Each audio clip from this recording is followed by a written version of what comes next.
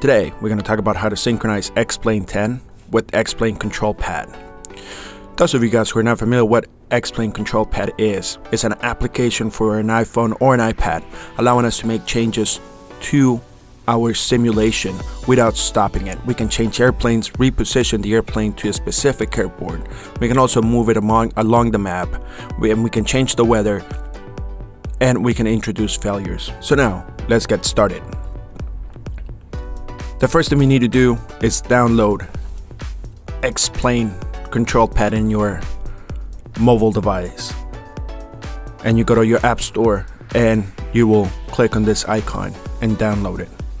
Once it's done downloading, there's two options to synchronize it with your computer.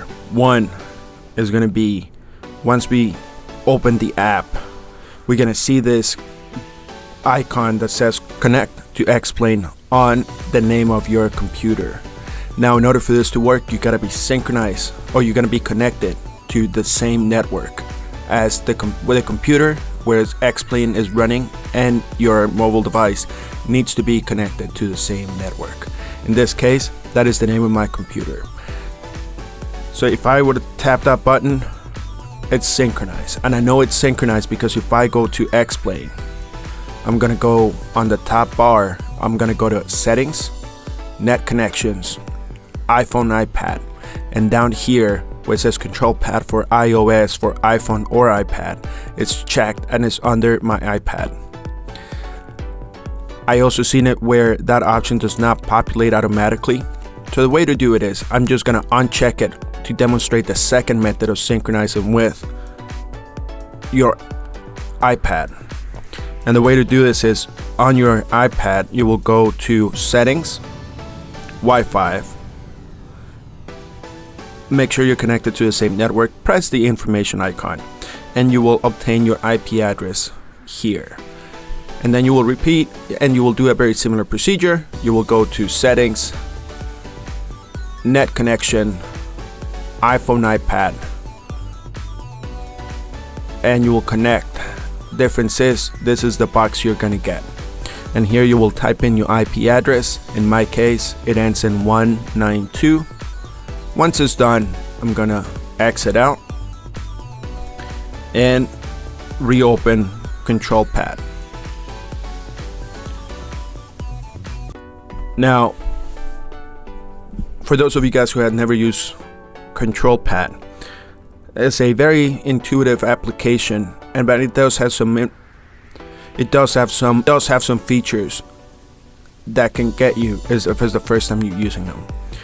And I'll walk you through the app just to give you the inside information on how we use it, or how does an instructor use it when working in an aviation training device that uses X-Plane. First, I want to make sure that my app is working and it's actually synchronized. So I'm gonna go to fail, I'm gonna go to weather, time, and I'm actually making changes. If I were to move the time slide and nothing happens, what that means is that it's actually not synchronized. Then what I will do is I will close the app. I will double tap the the home button, close the app by sliding that icon up, and reopen the app. So the first feature we have here is on the bottom left where it says craft for aircraft. We can select different models of airplanes, as we can see. In this case, we're gonna select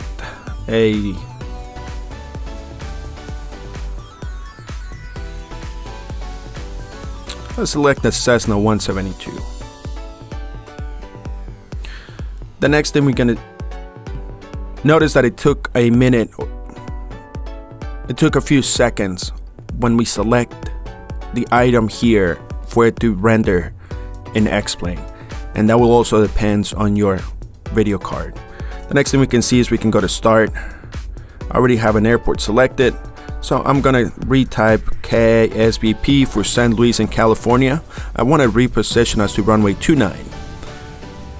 You can also select a special, such as a grass field. Notice that once I select the option, it was going to take a few seconds for X-Plane to render the new setting. if you start tapping different options, it will crash X-Plane. The next option we'll have is changing the CG. Notice that it does allow you to go outside the CG limits, and depending on the airplane, that will change. So in our case, let's keep it right at 3 or 4. We can increase the payload. We can also add fuel. One thing with the fuel is if you're running on a low wing airplane where a fuel selector is only selecting fuel from the left or the right, and you happen to be in the left tank, the moment you apply settings, your engine may quit.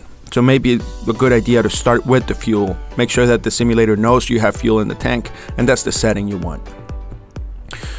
For those of you guys who are wondering why will you use the CG, the CG is very useful if you're doing instrument work and you want to find the standard attitude or level attitude, as it does changes with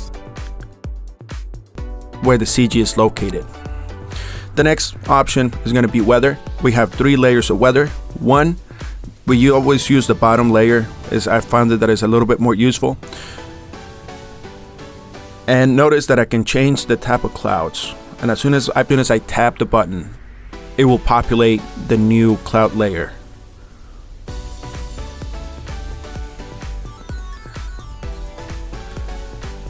Now keep it in mind that the next thing is on top is the bases on the top of the cloud layer.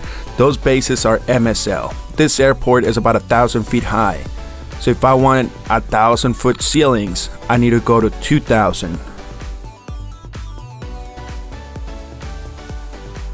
And that will give me 2,000-foot ceilings.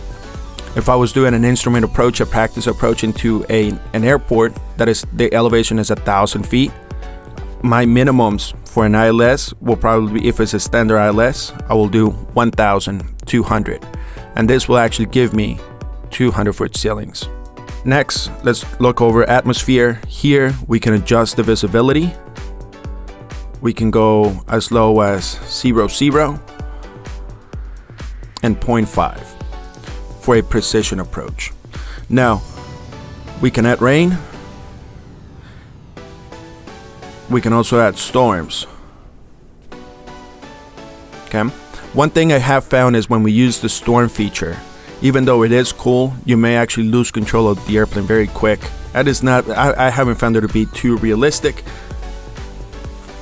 And when you're using the rain option, just remember it actually is using video card to populate that rain.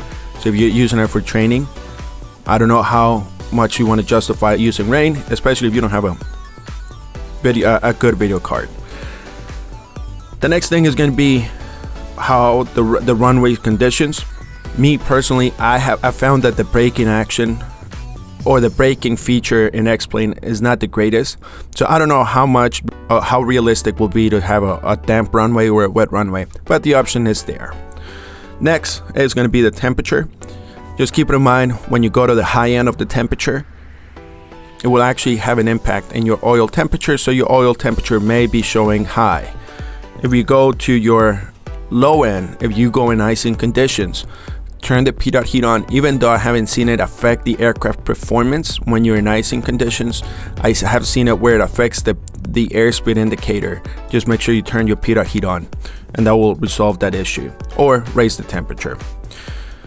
On the bottom here, we have some other features, and this is clear VFR. VFR goes to 7 miles. Marginal VFR goes down to 3. Non-precision approach goes down to 0.5 miles, which is not accurate. A non-precision approach, the standard non-precision approach, it is not 0.5 miles. So you have to increase it to meet the standard for that approach. And then it's going to be for a precision approach, which is accurate at 0.5 miles. Visibility. These features also do change the cloud layers. For the time, I'm going to go back to clear VFR so we can see it changes. Down here we can see going to night, dawn, daytime, dusk, and night. I personally use the sim between dawn or dusk, as it gives a little bit warmer colors, making it a little bit easier on the eyes. Once we start looking into for failures, we got to look into the bird strike. Very cool feature. Now let's say we're done with this failure, we can tap repair all. One thing this failure does is going to activate an option in X-Plane that is going to, and I'm going to show you this. If we go to settings, net connection, let's go to settings, rendering options, is going to activate this choice where it says draw birds and deer in nice weather. All that means is if you're taking off and you see a deer on the runway, it will be because of that option. So just make sure you turn it off. One very useful and realistic failure I have found for those of you guys who are struggling with fuel management is leave the fuel cap off. If you have a student or you're not very good at fuel management, if you're doing a flight and the fuel cap is off, you little by little are going to lose fuel. So if you're not paying attention, you would actually end up with a low fuel situation, creating a better situation awareness and helping you improve on your fuel management skills. The next option down here is going to be aircraft. We can fail different equipment on the airplane. Instruments, same deal. We can fail depending on what equipment you're using or what type of avionics you're using. You can actually fail them. Engine, you also have different failures for the engine and the wing. On the map, this is one of the features I do like quite a bit. First, let's look at the PFD. It actually allows us to see the instruments on the simulator instead of, so if you're not looking straight directly at the student, you can actually look at the indications on the instruments. With the next radar, if you have the radar weather option, if you have weather simulator in the area, it will populate here. For set, before I use this feature, just for showing you guys, I'm gonna go to fail, world, pause.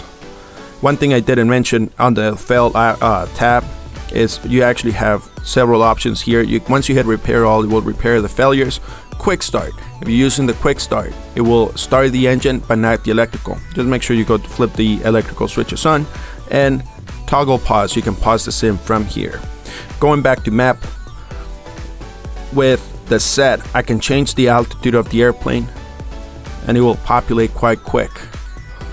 Okay, this also depends on your video card. If you have a strong video card, it will render faster. If you don't have the greatest video card, it would actually take, or if you actually have a lot of graphics, the high end on the graphic resolutions, this will take a few seconds to populate. So once we're happy with what we have, we can go, let's press set so we have a bigger map. Other way to reposition the airplane is going to be, we can zoom out normal way that we can do in an iPhone and iPad.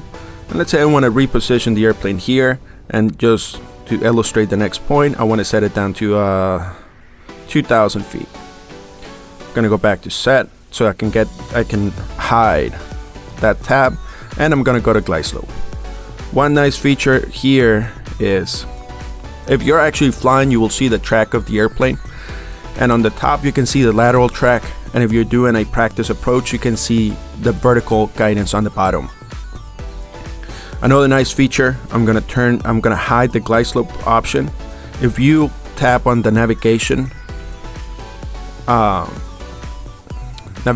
aid, you can actually turn it off, and that's by tapping on the nav aid and tap OK. If you want to hide that box, just tap again on the nav aid. So here at Morro Bay, I'm going to do that. I want to turn off Morro Bay. I'm going to tap on Morro Bay and press OK. Now if you try to navigate using VORs, it's actually not going to work. To hide it, once again, I'll press Morro Bay. Sits is actually quite interesting. I haven't worked quite a bit with the artificial intelligence instructor. However, you can change the weight and balance, aircraft rate, failure rate, and the weather challenge.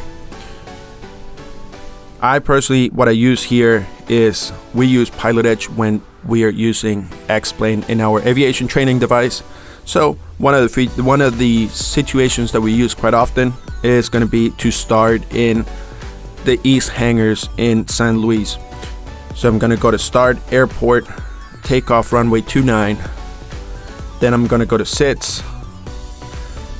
And on X-Plane, I'm going to location, local map.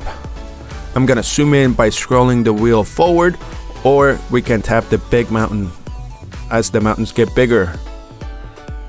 All right.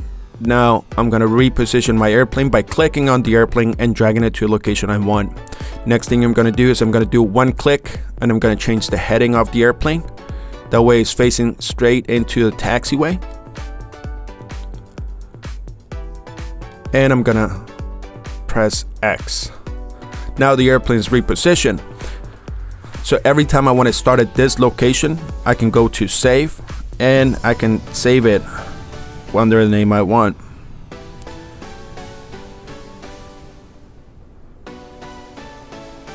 I'm gonna go with East Ramp.